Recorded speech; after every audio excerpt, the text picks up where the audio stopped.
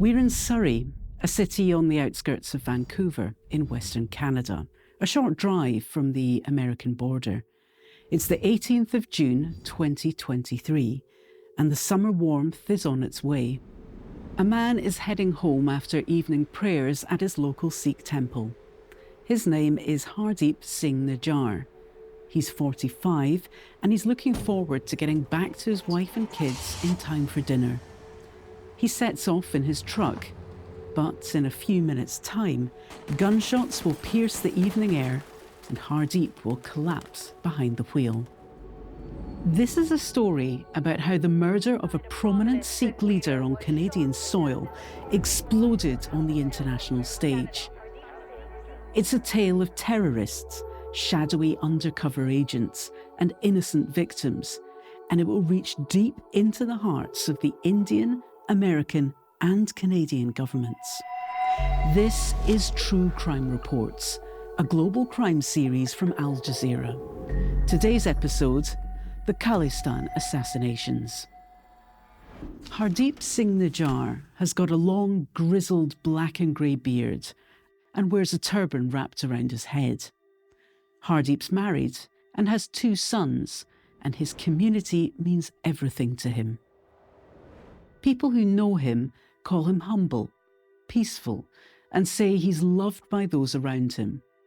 When he's not running his own small plumbing business, you'll find him at his local Gurpatwant, the Sikh temple where he's the president.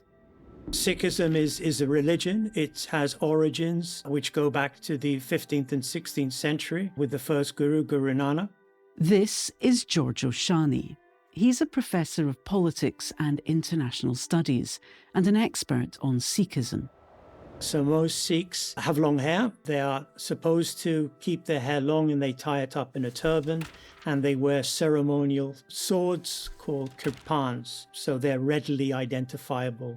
The vast majority of the world's 26 million Sikhs live in the northwest of India, in the state of Punjab.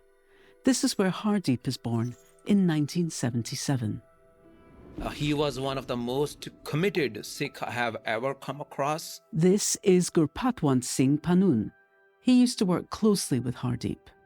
He worked openly with everybody, and he invited and welcomed everybody, irrespective of their faith and beliefs, as long as he could help them. Hardeep is a family man, yes, but he's been called other things too, amongst them a criminal and a terrorist, because he's also an outspoken activist who spent his life campaigning for Sikhs to have a homeland to call their own. Now, Punjab has an interesting history. In the late 1940s, the British Empire crumbled and India regained its independence. As part of the fallout, Punjab was split in 2. Muslim Punjabis found themselves in the newly created nation of Pakistan, and Sikh Punjabis remained in India. Most Indians are Hindu, around 80%, but a small minority, about 2%, is Sikh. Indian Punjab is the historic homeland of the Sikh religion. It's where you'll find the Holy Golden Temple and where the vast majority of the world's Sikhs live. And this is where Hardeep Singh Nijjar is born. Hardeep grows up surrounded by a strongly held faith. His family often has community leaders round for dinner, and Hardeep listens to conversations about a separate Sikh state. Calls for a separate state for Sikhs began as early as the 1930s. This land would have a name. It would be called Khalistan. Here's Gurpatwant. So Khalistan is a name of a country, and Khalistan, when we talk about a movement, it's a political opinion. That's what we are campaigning. The Khalistan movement gains momentum when Hardeep is just a child, until one day, when Hardeep is just 7 years old, they implode. It's 1984, and the Indian Prime Minister, Indira Gandhi, decides she needs to do something about these Sikh separatists. There have been some attacks by militants, including plane hijackings, and the government is worried. Gandhi orders guards to go to the Golden Temple in Punjab the holiest of all Sikh sites and remove prominent Sikh separatists from the building. The Golden Temple complex is the equivalent of Mecca or Jerusalem. It is seen as a sacred site, and the temple was desecrated as a result of the actions of the Indian government. In a brutal attack that will go down in the history books, the guards storm the Golden Temple while thousands of worshippers look on. Violence breaks out, and the government ends up sending in tanks. Reports say 400 people lost their lives that day, including 87 soldiers. But Sikh groups dispute this, saying that number is in the thousands. Operation Blue Star, as the attack was called, becomes one of the most significant days in the religion's history. Gurpatwant was there when it happened and watched as the army fired their cannons. The main cause was political. It was because to kill a political movement, to kill a political campaign, to kill and make Punjab economically weak so that nobody should ask about their economic, political or religious rights again. The massacre lights a fire in the belly of the Khalistan movement and gives it wings. This is just the start of the brutality. Within months, the Indian Prime Minister, Indira Gandhi, is assassinated in her home, shot dead by her 2 Sikh bodyguards. Outraged at the murder of their Prime Minister, anti-Sikh riots break out across India. For 2 days in early November 1984, mob violence rips through India. Sikhs around the country are brutally murdered, and tens of thousands of people flee New Delhi because of the violence. Official figures say that around 3,500 Sikhs are murdered in that 1984 massacre. Other sources say that number is closer to 8,000. Fast forward to 1985. On the 23rd of June, a bomb goes off on an airplane flying from Montreal to London, killing all 329 people on board. It will be the world's deadliest terrorist attack on a plane until 9/11. The perpetrator? A Sikh separatist militant. This is the tense context Hardeep grows up in. In 1997, when he's 19, amidst rising anti-Sikh sentiment, he leaves India and moves to Canada. Now, interestingly, Canada has the world's second highest Sikh population after India. Since the end of the Second World War, Sikhs have moved from India to Canada in their thousands. I think there are 2 main reasons. The first reason is there is a history which goes back over a century of Sikh migration, and particularly Punjabi migration to Canada and particularly to British Columbia. And secondly, Canada has become or advertises itself to be a multicultural society. Sikhs do not feel perhaps the same colonial legacy which they would in the UK. Hardeep has several attempts at getting into the country. He's rejected the first few times he tries, but eventually he succeeds. In 2007, Hardeep becomes a Canadian citizen and settles in the city of Surrey in British Columbia, which already has a thriving Sikh community. By now, he's married to a Canadian citizen. Together, they have 2 sons, and Hardeep sets up his own small plumbing business. By the early 2010s, Hardeep's getting a name for himself in British Columbia. He's a proud pro-Khalistan activist who deeply believes the Sikhs need a homeland. He meets Gurpatwant, a leading figure in the Khalistan cause, and they start to work together in a group called Sikhs for Justice. Until the day of his assassination, he was my right hand. In 2013, as the 30-year anniversary of that brutal anti-Sikh massacre in 1984 approaches, Hardeep steps up his campaigning. He travels to Geneva to ask the UN Human Rights Council for recognition of what his people have gone through.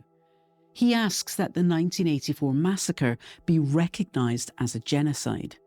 India's government prefers to call them riots, and the UN also avoids the term genocide. He's unsuccessful, but then he starts talking about a referendum for the creation of Khalistan. and people back home in Canada listen up. Meanwhile, it's 2014, and over in India, a new Prime Minister has been elected. His name is Narendra Modi. His government will be criticised in years to come by human rights organisations around the globe for cracking down on religious minorities, and by academics and journalists for his increasingly authoritarian rule.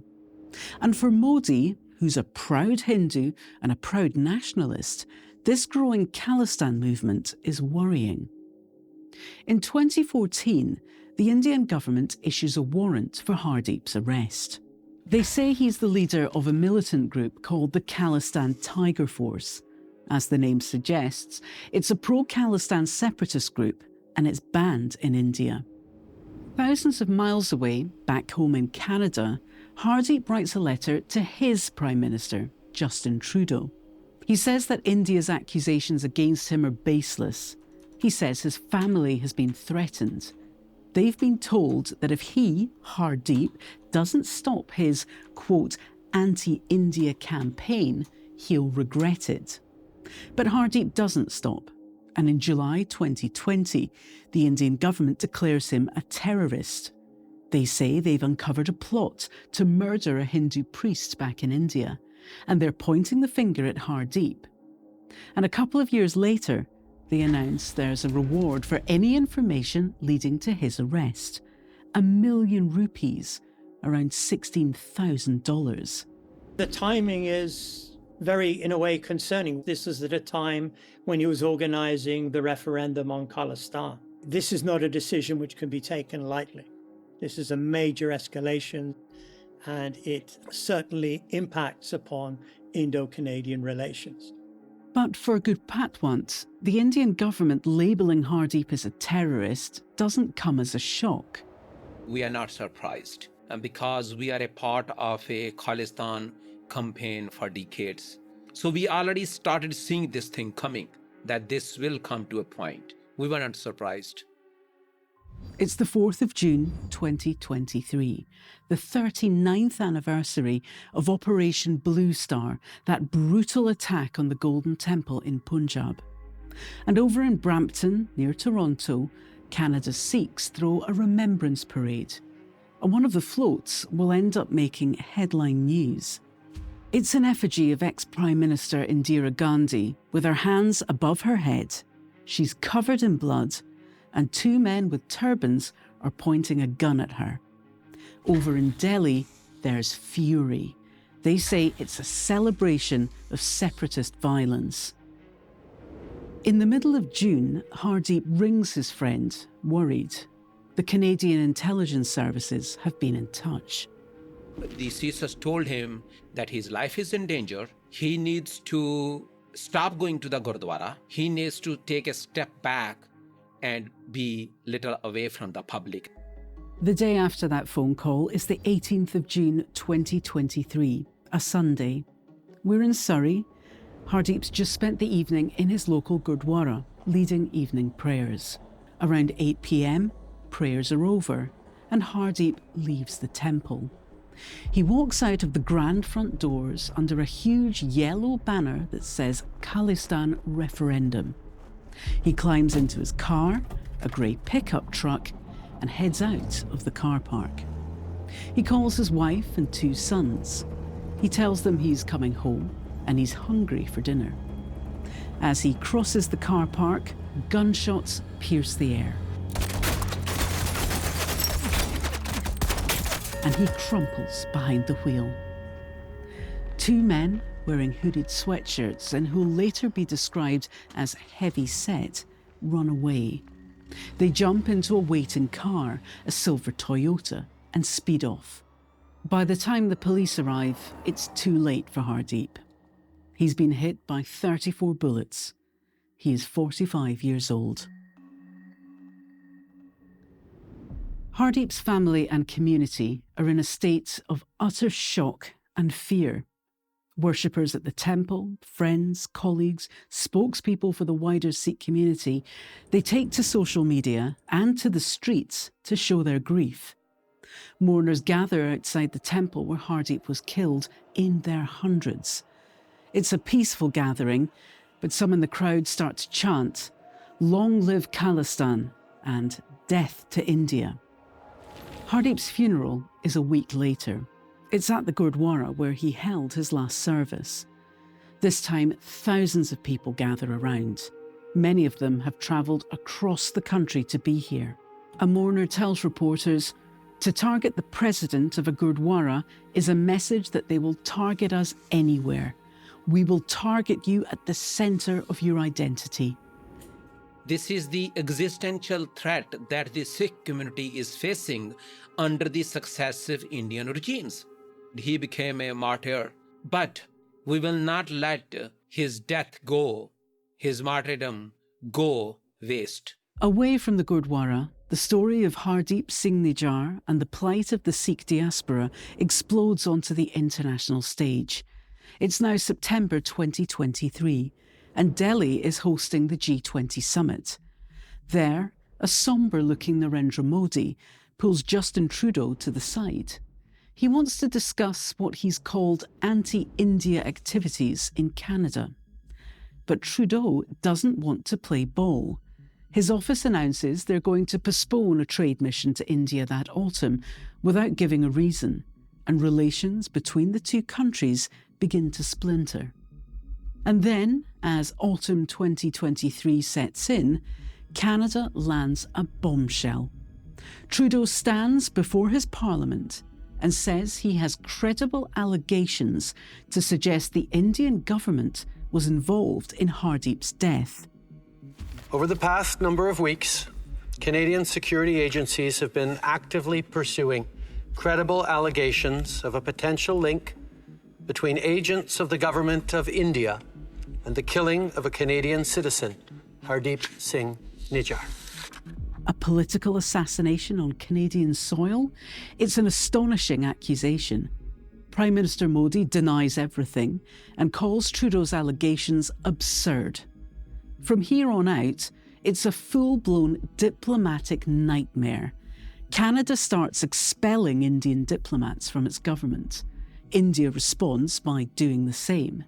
It was not so much, I would say, the accusation itself, but the very public nature of the accusation, which was a bombshell, particularly before arrests were made and an inquiry conducted. I would tend to think that the Prime Minister of Canada would not make that accusation without there being credible evidence, as he suggested.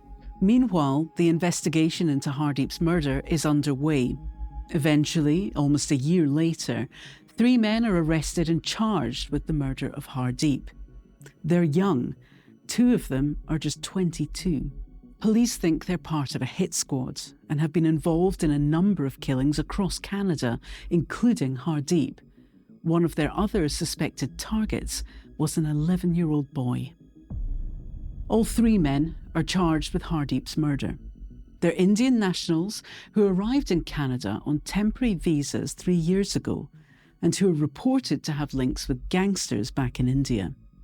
Each of their roles isn't clear, but police say they might have been the shooters, spotters, or drivers. A 4th man is arrested soon after, another Indian national. So, 4 possible members of a hit squad. Could the orders really have come from the Indian government itself? I need to stress that there is no firm evidence which is available to us which ties the Indian government to the 3 men who are accused of murdering Hardeep Singh Nijjar. But the timing is exceptionally convenient. Nijjar, along with Pannun, were organising as Sikhs for Justice a referendum on Khalistan. We approached the legal teams of the men arrested for Hardeep's murder. They didn't reply. The Indian government continues to deny having anything to do with Hardeep's death. However, this is far from the only story of this kind. There's another story with eerily similar echoes. It happens in the weeks right before Hardeep is shot. Over in New York, the American Justice Department say they've uncovered a murder plot involving another prominent Sikh separatist. This is how it went. According to the American authorities, there were two men, both in India. The first is a man called Nikhil Gupta. The second is known only as CC1. Police say he's high up in the Indian government and works in intelligence. Police say that CC1 asked Gupta to hire a hitman to get rid of this Sikh separatist, but American police found out about the plot and foiled it. Their target, this prominent Sikh who narrowly escaped a murder plot, Gurpatwant Singh Pannun. To him, though, the revelation does not come as a surprise. Look, if I would be worried about my life, I would not be campaigning for Khalistan referendum. I do not fear death. The issue isn't about fear to my life. The issue is the underlying, the existential threat to the Sikh community under Indian occupation. Nikhil Gupta was arrested in the Czech Republic in the middle of 2023 and extradited to the US to face charges where he pleads not guilty. The trial is ongoing. We approached his lawyers for comment, but they didn't reply. In response to the allegations about a murder plot against Gurpatwant, Prime Minister Modi told the Financial Times, "If a citizen of ours has done anything good or bad, we are ready to look into it. Our commitment is to the rule of law." Separately, they say Canada is not doing enough to stem anti-India activity within its borders. So what now? Well, the investigation into Hardeep's death is ongoing. One of Trudeau's top advisors said at the start of 2024, they're working back towards a healthier relationship with India. However, by October of the same year, the Canadian government said they'd identified India's top diplomat in the country as a person of interest in Hardeep's murder, and that Indian government agents are involved in a campaign of violence against dissidents. They expelled 6 Indian diplomats, including the High Commissioner. And I think over the long term, the big victims of this are the Sikh community within Canada itself. I think they are seen as expendable, but they are a sizable and significant minority. Because at the centre of this international diplomatic war, a family and a community has been ripped apart. Hardeep leaves behind a loving wife and 2 sons who've said throughout they believe the Indian government was involved in his death. He was a very strong man, very brave, who would take a bullet for the community, and he did take a bullet. Hardeep's eldest son is just 21. At a memorial marking the anniversary of his father's murder, he tells reporters in 2023, Sikhs all around the world believe this is not the end. This is just the first step. And hopefully, Mr. Trudeau and the rest of the Canadian leaders take a stand. This was True Crime Reports, a global crime series from Al Jazeera. In our next episode, we're in 2012 Peru, hearing the strange tale of a teenage girl who's murdered just weeks after appearing on the first ever episode of a new shocking quiz show. Thank you for joining. We'll see you next week.